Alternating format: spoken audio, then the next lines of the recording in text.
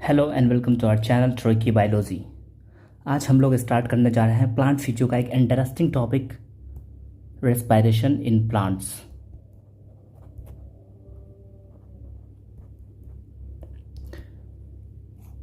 यह interesting topic है, easy topic है और इस टॉपिक से, इस चैप्टर से एक या दो क्वेश्चंस हमेशा आते रहते हैं।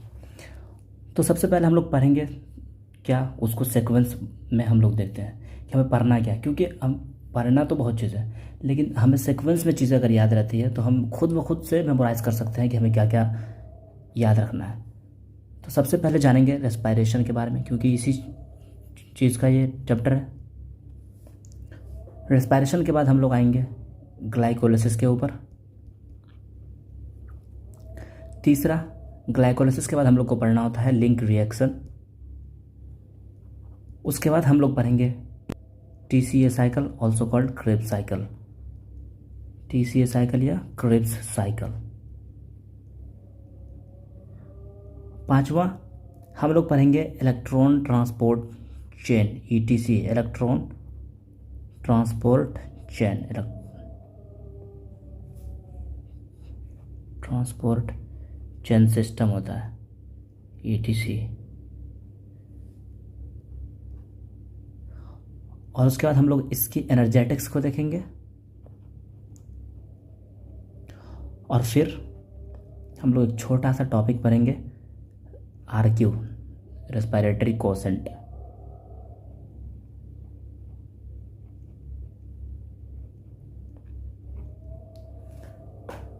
तो 7 चीज़ को हम लोग को पढ़ना है सीक्वेंस बाय सीक्वेंस।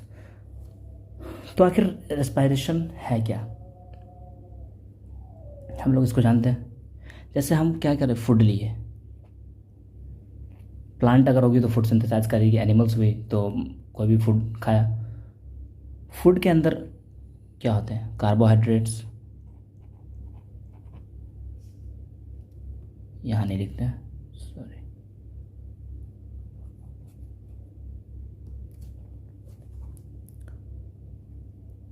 फूड के अंदर क्या होती है, कार्बोहाइड्रेट होंगी, प्रोटीन्स भी होंगी, फैट्स होती है, ऑर्गेनिक एसिड्स होते हैं।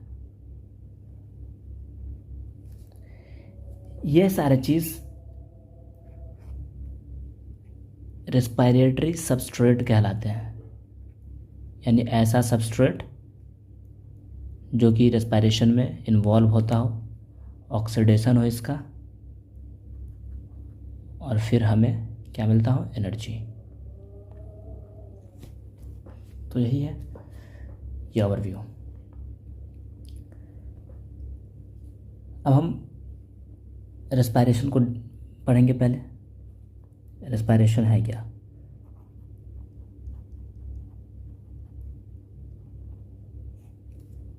रेस्पिरेशन एक प्रोसेस है जिसमें कॉम्प्लेक्स मॉलिक्यूल्स, जैसे कि जो भी रेस्पिरेटरी सबस्ट्रेट है वो उसका ब्रेक डाउन करते हैं।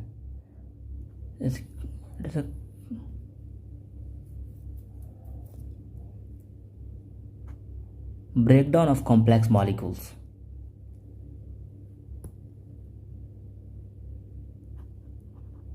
process in which complex molecules are broken down,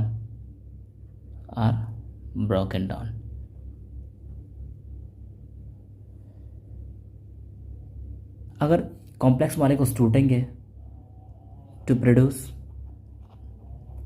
CO2 and H2O and energy, क्योंकि हमें रेस्पिरेशन करना ही एनर्जी के लिए करना होता है रेस्पिरेशन। जैसे हम आपको एक इक्वेशन बताते हैं NCERT का। सपोज आपके लिए रेस्पिरेटरी सबस्ट्रेट है ग्लूकोज,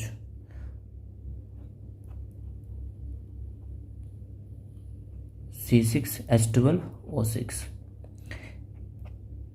इसमें क्या होगी, ऑक्सीडेशन या कंबशन कराना है, तो कंबशन हमेशा ऑक्सीजन के प्रेजेंस में कराएंगे। तो ये किस चीज़ में टूटेगी, CO2 में, H2O में, और कुछ एनर्जी देंगी। अगर एरोबिक रेस्पिरेशन है तो ये एनर्जी 38 ATP देती है, याद रखनी है आप लोग को। अब कुछ बेसिक्स चीज़ बता देते हैं। कि अगर एटीपी डायरेक्ट मिलता है, अगर डायरेक्ट एटीपी प्रोड्यूस हो रहा है तो उसको बोलते हैं substrate level phosphorylation. Substrate level phosphorylation,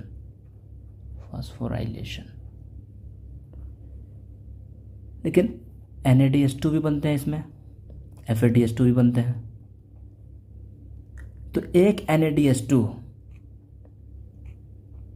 electron transport chain system में जाएगा, ATC में जाएगा, और एक NADH2 से 3 ATP मिलेगा और एक FADH2 2 ATP प्रोड्यूस करेगा। ठीक है,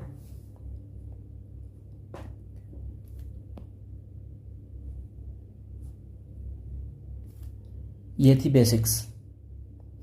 अब हम लोग रेस्पिरेशन का क्लासिफिकेशंस करते हैं। रेस्पिरेशन को 2 क्लास में क्लासीफाई करते हैं हम लोग।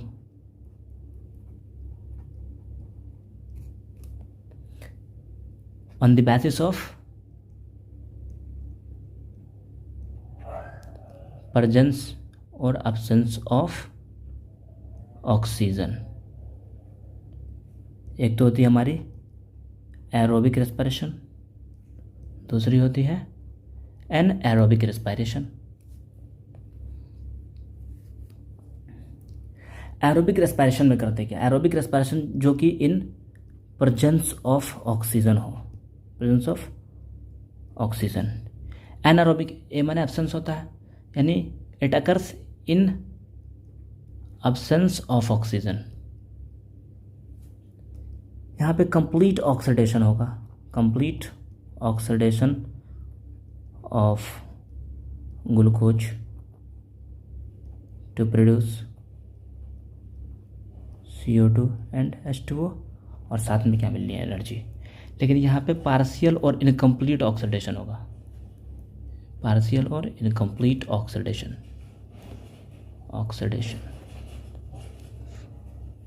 ग्लूकोज। तो यहाँ पे एरोबिक रेस्पिरेशन में होंगी क्या? एरोबिक रेस्पिरेशन में आपकी ग्लाइकोलाइसिस होंगी, साथ में लिंक रिएक्शन भी चलेगी, उसके बाद क्रेब्स साइकिल भी चलेगी।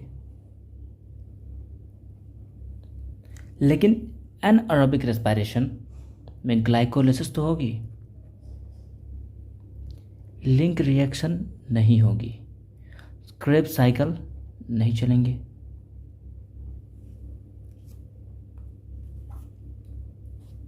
ओके, अब हम लोग कुछ साइट्स देख लेते हैं ऊपर में कि कौन सी प्रोसेस कहाँ चलती है।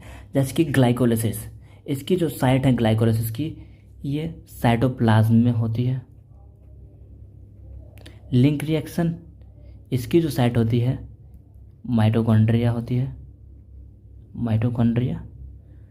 TCA साइकिल, इसकी भी साइट माइटोकॉन्ड्रिया होती है, यानी ये सारी चीज़ें माइटोकॉन्ड्रिया में चलती है। और इलेक्ट्रॉन ट्रांसपोर्ट चेन सिस्टम की जो साइट होती है वो इनर माइटोकॉन्ड्रियल मेम्ब्रेन में होती है, इनर माइटोकॉन्ड्रियल मेम्ब्रेन। ये बहुत इंपॉर्टेंट है।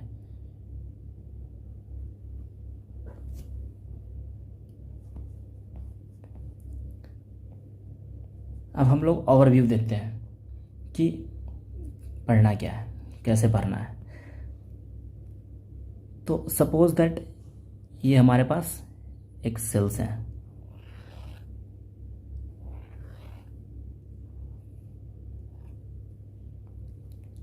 ये क्या है? सेल्स। सेल्स के अंदर मान लीजिए हमारे पास ये कुछ साइटोप्लाज्म वगैरह है, और जो भी चीज़ें न्यूक्लियस वगैरह होनी है वो तो होंगी। साथ में क्या है हमारे पास?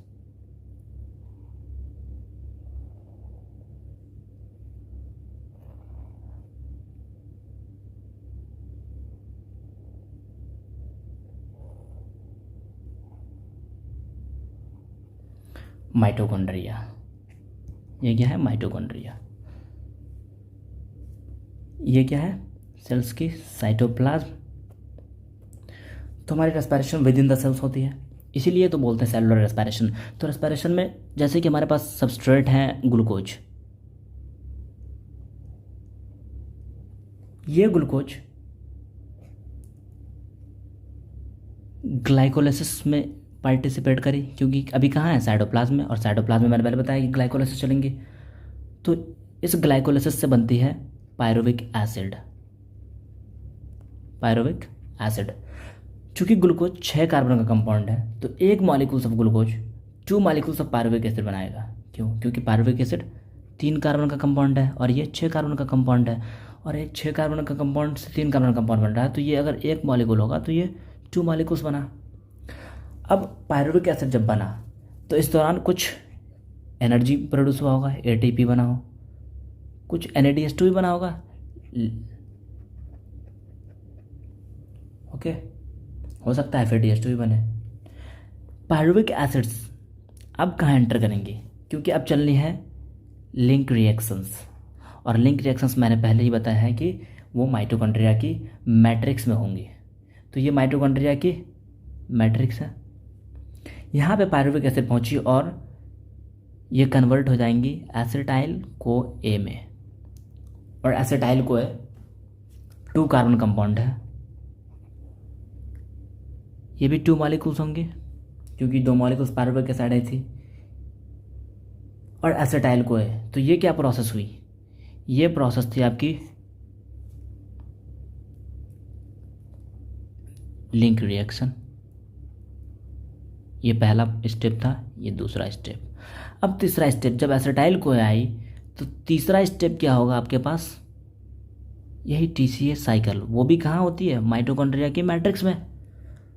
तो यहाँ पे क्या चलनी है? TCA cycle. अब एसिटाइल को साइक्लिकल प्रोसेस में जाएंगी, TCA साइकिल में गई, यहाँ भी कुछ एनर्जी प्रोड्यूस हुई, कुछ NADH2 कुछ FADH2 प्रोड्यूस हुई, लेकिन ATP का तो ठीक है, चलो ATP ठीक है, डायरेक्ट आ गई, डायरेक्ट यूटिलाइज हो गई ATP। लेकिन जो NADH2 और FADH2 है, ये हम मैट्रिक्स की बात कर रहे हैं, NADH2 और कुछ FADH2 वगैरह, तो ये अब क्या करेंगी? ये तो डायरेक्ट ATP देती नहीं है, तो मजबूरी होती है इसके साथ, इनको जाना होता है इलेक्ट्रॉन ट्रांसपोर्ट चेन सिस्टम में। और इलेक्ट्रॉन ट्रांसपोर्ट चेन सिस्टम ये कहाँ होती है? मैंने पहले ही बता दिया है कि ये इनर माइटोकॉन्ड्रियल मेम्ब्रेन में होंगी। तो ये इनर माइटोकॉन्ड्रिया की मेम्ब्रेन थी, यहाँ पे NADH2 और FADH2 जो होंगी यहाँ जाएंगी, यहाँ पे क्या करेंगी? ETC में एंटर करी, इलेक्ट्रॉन ट्रांसपोर्ट चेन सिस्टम चलेंगी। तो ये तो टोटल थी ओवरव्यू। अगर थोड़ा लेक्चर बड़ा भी हो जाए तो टेंशन ना लें, क्योंकि हमें एक एक चीज़ को क्लियर करके चलना है। और यहाँ पे फाइनली ये NADH2 ऑक्सीडाइज होंगे, FADH2 जो टूट करके ATP प्रोड्यूस करेंगी। ओके, अब स्टार्ट करते हैं हम लोग ग्लाइकोलाइसिस को।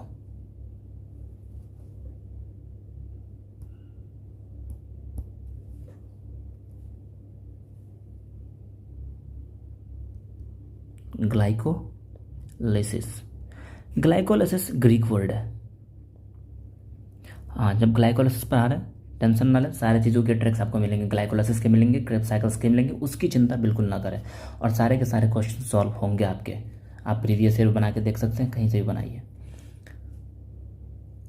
तो ग्लाइकोलाइसिस ग्रीक वर्ड है, ये आया हुआ है आपके ग्लाइकस से और साथ में प्लस लेसिस से।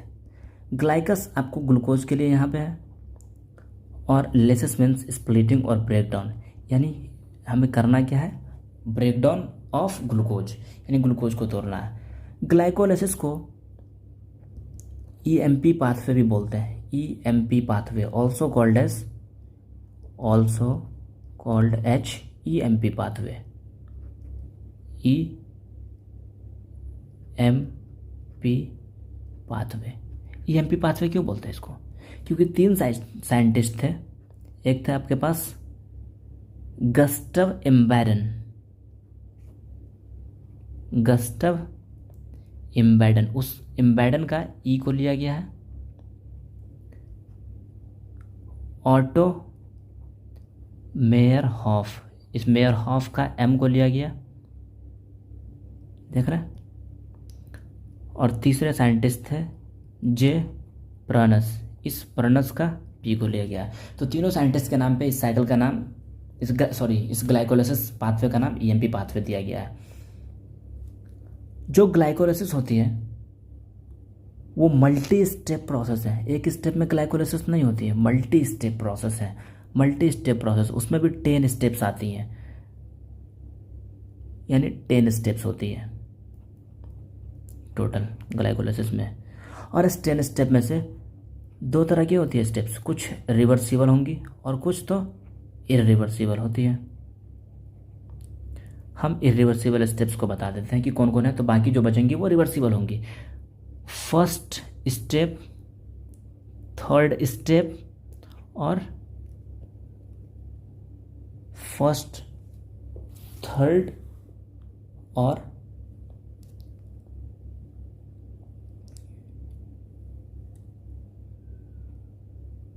10th स्टेप होती है, वो इरिवर्सिबल होती है। ओके,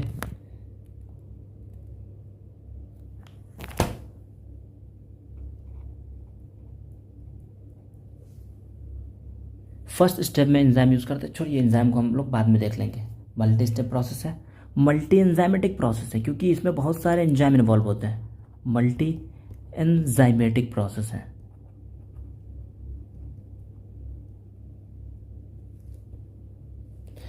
ये जो प्रोसेस होती है ग्लाइकोलाइसिस, ये एरोबिक के लिए भी कॉमन है, common for both aerobic and anaerobic respiration.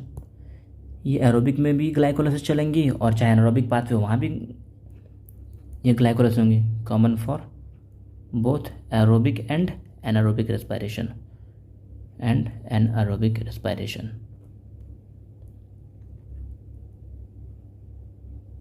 Site तो मैंने बता ही दिया था ऊपर में, फिर से लिख देते हैं। साइट साइटोप्लाज्म होती है, साइटोप्लाज्म ऑफ सेल्स में ये चलती है। ठीक है, अब यहाँ पे क्या होता है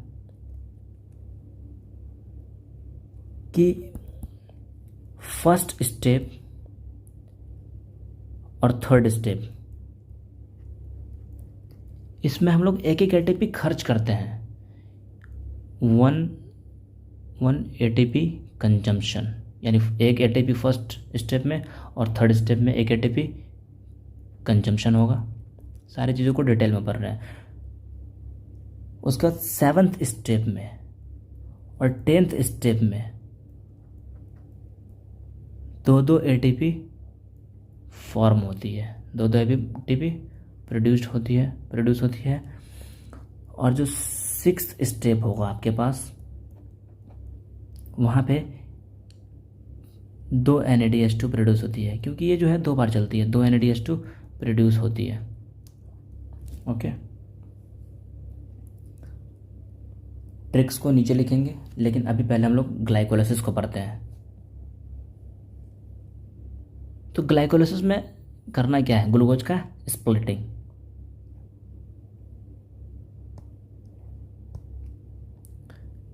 ये अपने पास थी ग्लूकोज,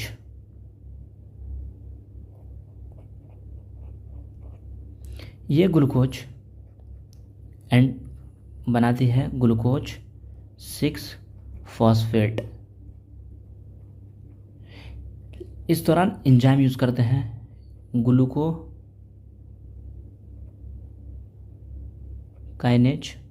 या हेक्सोकाइनेज। अब हो क्या रहा, ग्लूकोज में एक फॉस्फेट आके अटैच हो रहा है, तो फॉस्फेट कहीं ना कहीं से आया होगा। तो एक एटीपी, अभी पहले बोले थे कि पहला स्टेप में एक एटीपी कंज्यूम करवाते हैं, तो ये एक एटीपी कंज्यूम करता है, तो एक एडीपी निकलता है प्लस में एक इनऑर्गेनिक फॉस्फेट, और यही तो फॉस्फेट है जो ग्लूकोज के साथ रहता है, और ग्लूकोज 6 फॉस्फेट बनाता है। ये ग्लूकोज 6 फॉस्फेट अब बनाएगा फ्रक्टोज 6 फॉस्फेट। ठीक है, नॉर्मली कुछ नहीं हुआ, सिर्फ आइसोमेराइजेशन हुआ, ग्लूकोज फ्रक्टोज दोनों आइसोमर्स हैं। ये फ्रक्टोज, लेकिन ये जो स्टेप होंगी ये रिवर्सिबल स्टेप होंगे, क्योंकि फर्स्ट, थर्ड और 10th स्टेप इरिवर्सिबल है। तो फ्रक्टोज से फिर बनती है फ्रक्टोज 1,6 बिसफॉस्फेट।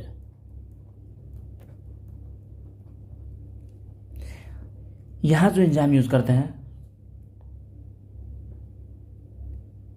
वो होती है फॉस्फोफ्रक्टोकाइनेज PFK, फॉस्फोफ्रक्टोकाइनेज PFK।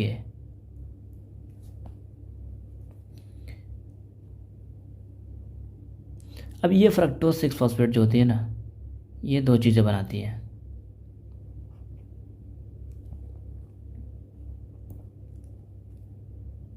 एक तो बनाती है ग्लिसरल्डिहाइड 3 फॉस्फेट, फॉस्फेट को पी से लिख दिया। दूसरी बनाती है DHAP, जिसको बोलते हैं डाईहाइड्रोक्सी एसिडॉन फॉस्फेट, और ये भी रिवर्सिबल स्टेप्स हैं। ये ग्लिसरल्डिहाइड 3 फॉस्फेट अब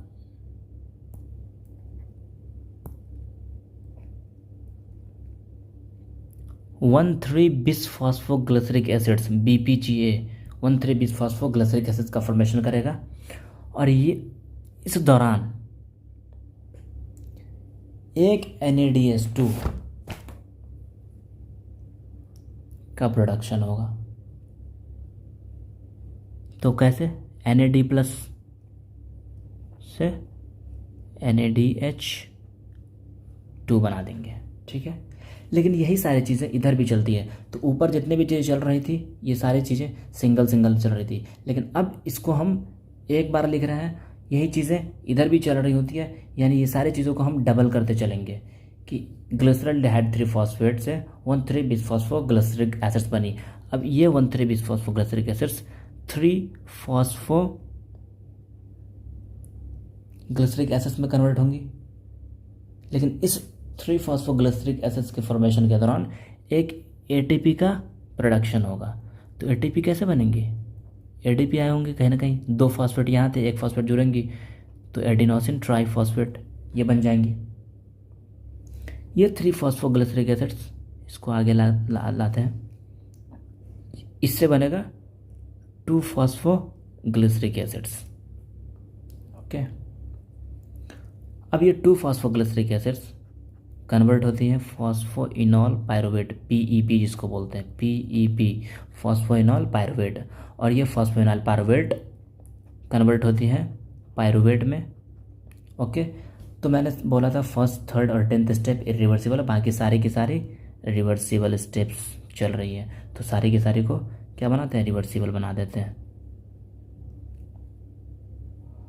जितनी भी स्टेप थी सारी की सारी रिवर्सिबल स्टेप्स थी। तो फॉस्फोइनॉल पायरुवेट से पायरुवेट बनने के दौरान जो एंजाइम यूज़ करते हैं वो पायरुवेट काइनेज एंजाइम यूज़ करते हैं।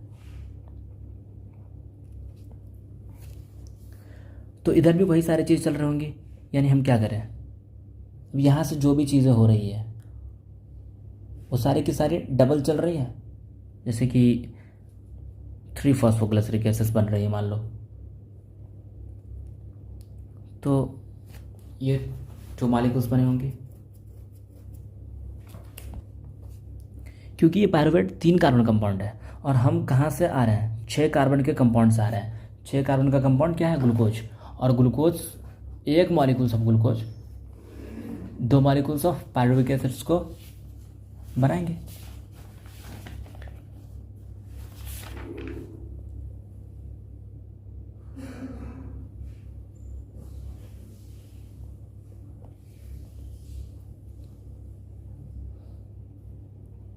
ये भी 2 मॉलिक्यूल्स नहीं होंगे। तो यहाँ अगर ये भी 2 मॉलिक्यूल्स बन रही है, यानी यहाँ यही चीज़ें सेम चल रही है, डबल चल रही है, तो ये क्या हो रहा होगा? यानी एक ATP बन रही है एक के लिए, तो यहाँ 2 ATP बन रही होंगी, और यहाँ भी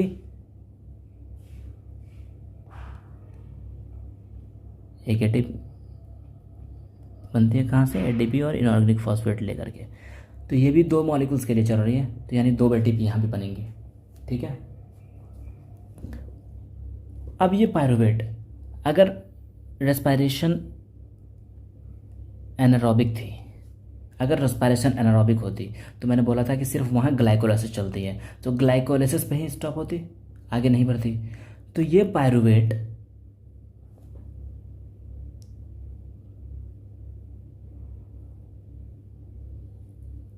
एक तो चली जाती फर्मेंटेशन में। अब फर्मेंटेशन एक होती है लैक्टिक एसिड फर्मेंटेशन, एक अल्कोहलिक फर्मेंटेशन।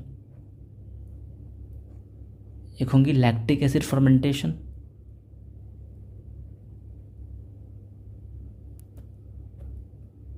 दूसरी अल्कोहलिक फर्मेंटेशन।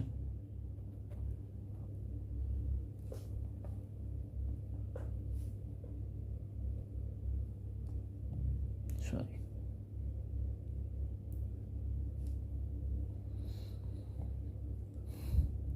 और अगर रेस्पिरेशन होती एरोबिक, तो ये अब पायरुवेट क्या ग्लाइकोलाइसिस खत्म करके कहाँ एंटर करती, लिंक रिएक्शंस में। और लिंक रिएक्शंस जब चलती तो क्या बनती पायरुवेट से, एसिटाइल को ए। लेकिन अभी हम ग्लाइकोलाइसिस पढ़ रहे थे, साथ में पढ़ लेते हैं लैक्टिक एसिड फर्मेंटेशन को और अल्कोहलिक फर्मेंटेशन को।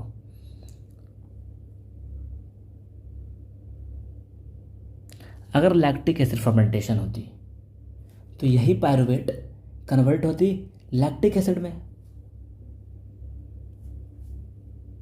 ये जो पायरुवेट थी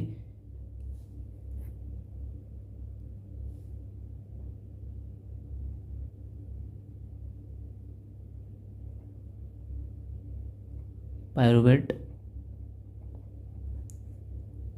लैक्टिक एसिड में कन्वर्ट होती। यहाँ पे कोई इलेक्ट्रॉन एक्सेप्टर नहीं होता है, नो इलेक्ट्रॉन एक्सेप्टर। ओके, लेकिन अगर यही अल्कोहलिक फर्मेंटेशन होती तो अल्कोहलिक फर्मेंटेशन में पायरुवेट, अच्छा लैक्टिक एसिड फर्मेंटेशन में एंजाइम यूज़ करते हैं, वो यूज़ करते हैं लैक्टेट डिहाइड्रोजनेज। और अल्कोहलिक फर्मेंटेशन में ये एसिटल्डिहाइड बनाती, एसिटल्डिहाइड बनाती, और ये एसिटल्डिहाइड फिर बना देती इथेनॉल प्लस CO2। ये बहुत इंपॉर्टेंट है। और यहाँ पे जो एंजाइम यूज़ करते हैं पायरुवेट डीकार्बोक्सिलेज, पायरुवेट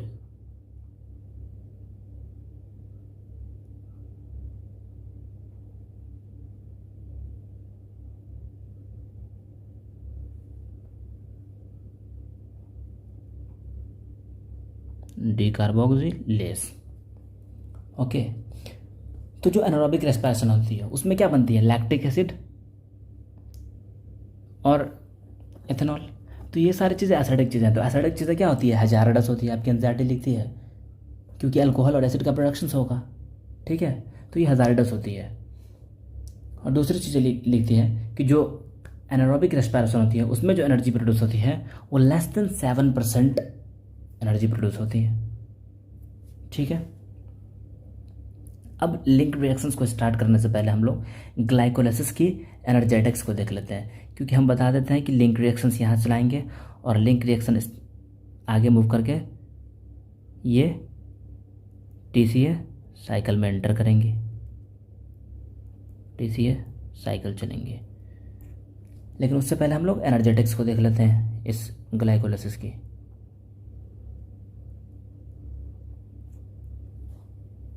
ग्लाइकोलाइसिस में सबस्ट्रेट लेवल फास्फोराइलेशन है। अब ग्लाइकोलाइसिस में देखते हैं कि एरोबिक रेस्पिरेशन है या एनारोबिक रेस्पिरेशन। अगर एरोबिक रेस्पिरेशन हुई तो सबस्ट्रेट लेवल फास्फोराइलेशन से जो एनर्जी मिलती है वो 2 ATP शुरू में कंज्यूम करवाते थे और 4 ATP प्रोड्यूस होती है, साथ में 2 मॉलिक्यूल्स ऑफ NADH2 प्रोड्यूस होती है। और एक NADH2 मैंने पहले ही बता दिया कि 3 ATP देगा तो 2 मॉलिक्यूल्स से कितने ATP मिलने वाली है, 2 × 3 दैट इज 6 ATP। तो टोटल एनर्जी यहाँ पे 8 ATP ये एरोबिक रेस्पिरेशन में मिलेंगी। लेकिन अगर यही रेस्पिरेशन एनारोबिक होती, एनारोबिक, वहाँ क्या होता, वहाँ सबस्ट्रेट लेवल फॉस्फोराइलेशन से -2 ATP, क्योंकि 2 ATP खर्च हुई थी, और +4 ATP प्रोड्यूस हुई। लेकिन वहाँ जो NADH2 बनी, तो वहाँ पे इलेक्ट्रॉन ट्रांसपोर्ट चेन सिस्टम में जाएगी नहीं, और वहाँ जब इलेक्ट्रॉन ट्रांसपोर्ट चेन सिस्टम में नहीं गई तो ये NADH2 के ATP प्रोड्यूस कर पाएगी? बिल्कुल नहीं। तो टोटल वहाँ जो ATP प्रोड्यूस होंगी +2 ATP। ओके, ये थी ग्लाइकोलाइसिस की एनर्जेटिक्स। अब हम लोग ग्लाइकोलाइसिस ख़त्म किए थे, अब एंटर करते हैं लिंक रिएक्शंस के ऊपर, जो हमें थर्ड स्टेप में पढ़ना था। लिंक रिएक्शंस को हम लोग स्टेप बाय स्टेप चीज़ों को पढ़ते चल रहे हैं। Link reaction,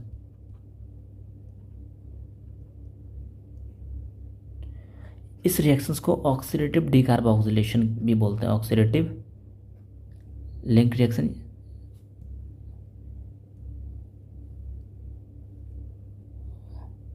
oxidative decarboxylation phase भी होता है।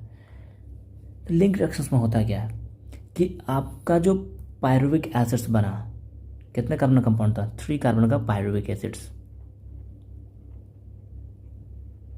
पायरुविक एसिड 3 कार्बन का कंपाउंड था। ये पायरुविक एसिड कन्वर्ट हो जाता है 2 कार्बन कंपाउंड एसिटिल कोए में, और एसिटाइल कोए 2 कार्बन का कंपाउंड है। तो एक कार्बन गया कहाँ? ये एक कार्बन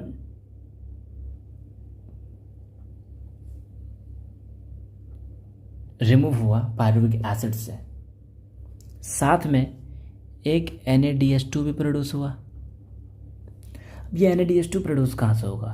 तो पायरुविक एसिड्स साथ में NAD+ को रखा होगा, और NAD+ NADH2 में गया, और ये लिंक रिएक्शंस हो गई। तो जो लिंक रिएक्शन चलेंगे, क्योंकि आपके पास मॉलिक्यूल्स कितने थे पायरुविक एसिड्स के? 2, तो यहाँ भी कितने मॉलिक्यूल्स बनेंगे? 2 एसिटाइल को है, और जो NADH2 बनेंगे वो भी 2, कार्बन भी कितने रिलीज होंगे? 2। ठीक है, यानी लिंक रिएक्शंस 2 बार चलती हैं। ग्लाइकोलाइसिस 1 बार चली, लिंक रिएक्शंस 2 बार चलेंगी एक ग्लूकोज मॉलिक्यूल के लिए। अब जब लिंक रिएक्शंस हो गई, तो लिंक रिएक्शंस होने के बाद अपन हम लोग चलेंगे आगे क्रेब्स साइकिल पे, जो कि हमारा 4th स्टेप है। क्रेब्स साइकिल या TCA साइकिल। क्यों इसे क्रेब्स साइकिल बोलते हैं? क्योंकि जो साइंटिस्ट थे, क्रेब्स नाम के साइंटिस्ट थे, हैंस क्रेब, तो उसी के नाम पे इस साइकिल को दिया गया क्रेब्स साइकिल। ओके, अच्छा, लिंक रिएक्शंस में एक चीज़ है, जैसे कि आपके NCERT में दी हुई है, जो मैग्नीश यहाँ पे एंजाइम यूज़ करते हैं वो होती है पायरुवेट डिहाइड्रोजिनेज। पायरुवेट डिहाइड्रोजिनेज, जिसको PDH भी बोलते हैं शॉर्ट में, पायरुवेट डिहाइड्रोजिनेज, और साथ में कोफैक्टर्स हुआ करती होती है magnesium ion. Krebs cycle, Krebs cycle एक ग्लूकोज के लिए 2 टाइम्स चलेंगे। इस क्रेब्स साइकिल में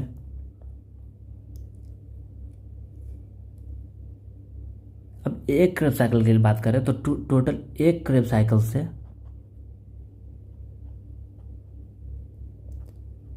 12 ATP मिलती है।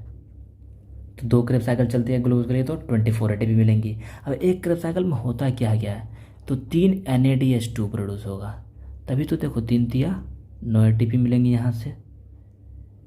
एक FADH2, तो एक FADH2 कितने देंगे? 2 ATP, और एक सबस्ट्रेट लेवल फॉस्फोराइलेशन होता है तो 1 ATP मिलती है, ATP या GTP। तो टोटल 12 ATP हो गई कि नहीं होगी? Okay,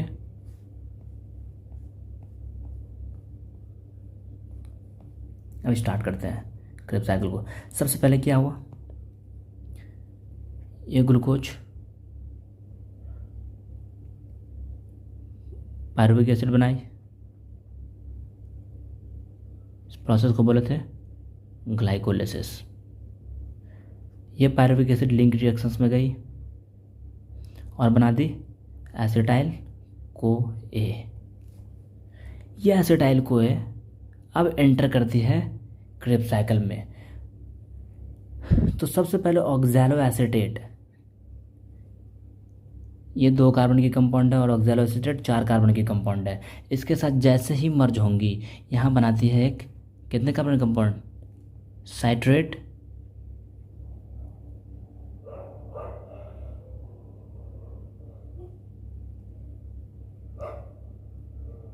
citrate. यहाँ पे एंजाइम यूज़ करते हैं, क्या बना रहे हैं, साइट्रेट, तो साइट्रेट सिंथेज। ये साइट्रेट कन्वर्ट होती है सिस एकोनिटेट में, एकोनिटेट। अब ये सिस एकोनिटेट आइसोसाइट्रेट बनाती हैं, ठीक है। ये सारी कितने कार्बन कंपाउंड है, 6 कार्बन की कंपाउंड है। सिस एकोनिटेट बन रही है, ये भी 6 कार्बन की कंपाउंड ही है, ठीक है। और आइसोसाइट्रेट यहाँ तक 6 कार्बन की कंपाउंड है। अब आइसोसाइट्रेट जब बनी तो आइसोसाइट्रेट कन्वर्ट होती है अल्फा कीटो ग्लूटारेट में।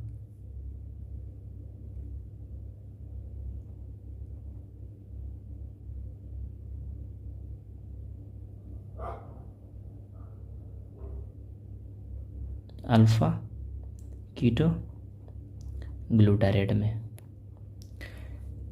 इस दौरान क्या होती है कि अल्फा कीटो ग्लूटारेट में कन्वर्ट हुई तो ये आइसोसाइट्रेट कितने कार्बन की कंपाउंड थी, 6 कार्बन कंपाउंड, ये भी 6 कार्बन कंपाउंड है। Alpha keto glutarate 5 carbon compound है।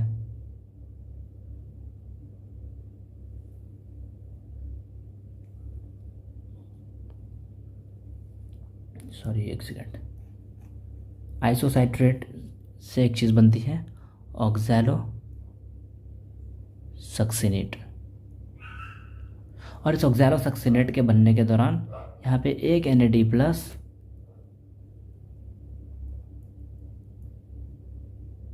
NADH2 में कन्वर्ट हो जाती है। अब ये भी 6 कार्बन की कंपाउंड है अभी तक, लेकिन ये जैसे ही ऑक्सैलो सक्सिनेट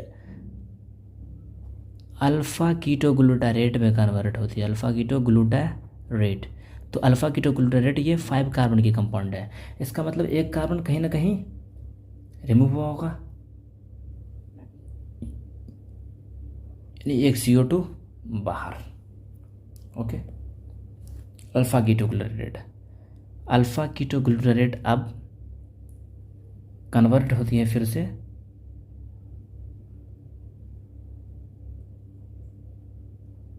सक्सिनाइल को ए में, सक्सिनाइल को ए में।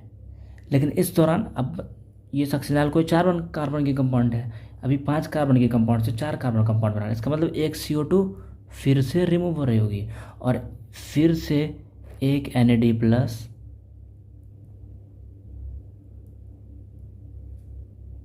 एक NADH2 प्रोड्यूस कर रहा होगा, और ये सक्सिनाइल को है अब सक्सिनेट का फॉर्मेशन करेंगे। सक्सिनेट ये भी 4 कार्बन की कंपाउंड है, ठीक है। लेकिन इस दौरान सक्सिनेट बनने के दौरान एक FAD प्लस एक FADH2 में कन्वर्ट होंगी। मैंने पहले ही बोला था कि ये क्रेब्स साइकिल में 3 NADH2 एक FADH2 बननी है। सॉरी, यहाँ पे FADH2 नहीं, यहाँ पे सबस्ट्रेट लेवल फॉस्फोराइलेशन चलता है, तो यहाँ पे एक ATP या GTP प्रोड्यूस होता है। ओके, अब सक्सिनेट आगे मूव करती है और बनाती है फ्यूमारेट को।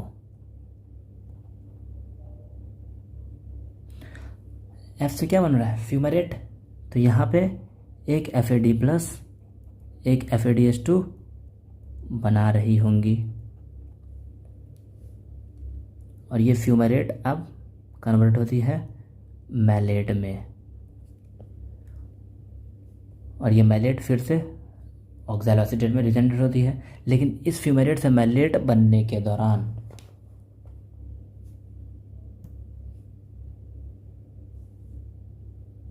ये जो मैलेट बनी, ये ऑक्सैलो एसीटेट बनने के दौरान फिर से एक NAD+ को एक NADH2 में कन्वर्ट कर देगा। तो टोटल देखिए आपके पास 3 NADH2, एक FADH2 और एक ATP, यानी एक क्रेब्स साइकिल चली एक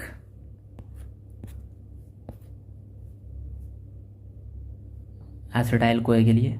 और टोटल एनर्जेटिक्स हम बता ही दिए अभी ऊपर में, सारी की सारी एनर्जेटिक्स को। लेकिन बात यह है कि ये सारी चीज़ें चली कहाँ? ये सारी चीज़ें चली माइटोकॉन्ड्रिया की मैट्रिक्स में, माइटोकॉन्ड्रिया की मैट्रिक्स में।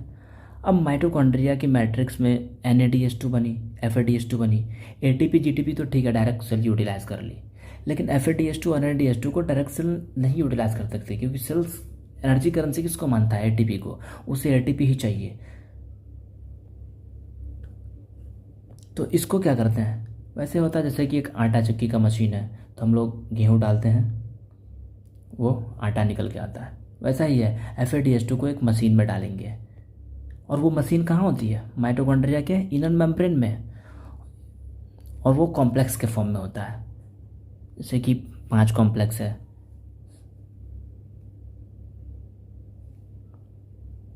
इसको लिखते हैं electron transport chain system, ETC। उसमें जैसे कि आपके पास कॉम्प्लेक्स वन में क्या होता है? ये NADH2 जाती है कॉम्प्लेक्स वन में, FMN और FES होता है कॉम्प्लेक्स वन के पास, यहाँ गई। कॉम्प्लेक्स 2 भी होता है आपके पास, उसमें जैसे FADH2 एंटर करी,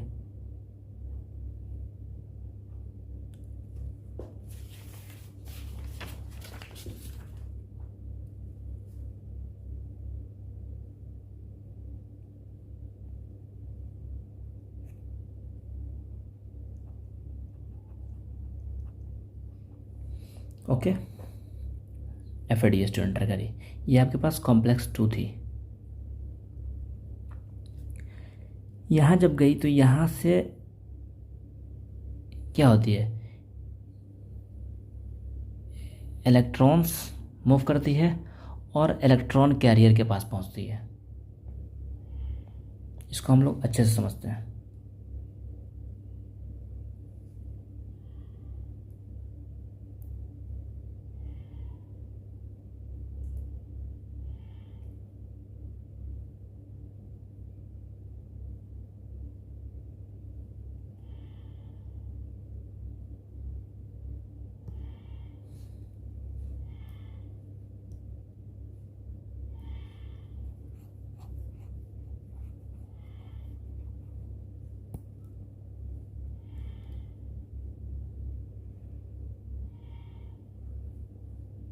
ये अपने पास है माइटोकॉन्ड्रिया, और माइटोकॉन्ड्रिया की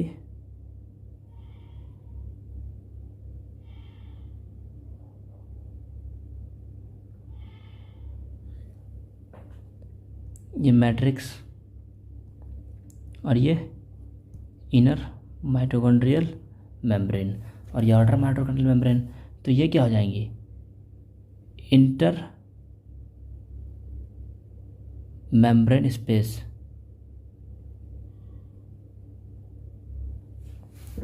क्रेब्स साइकिल चली थी यहाँ,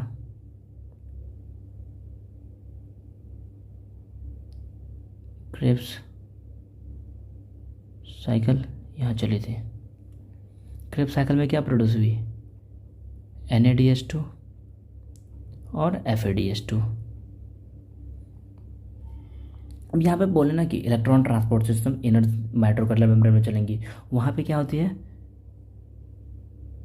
बहुत सारी कॉम्प्लेक्स, जैसे कि कॉम्प्लेक्स 1। ये कॉम्प्लेक्स 1 के अंदर होता है क्या है?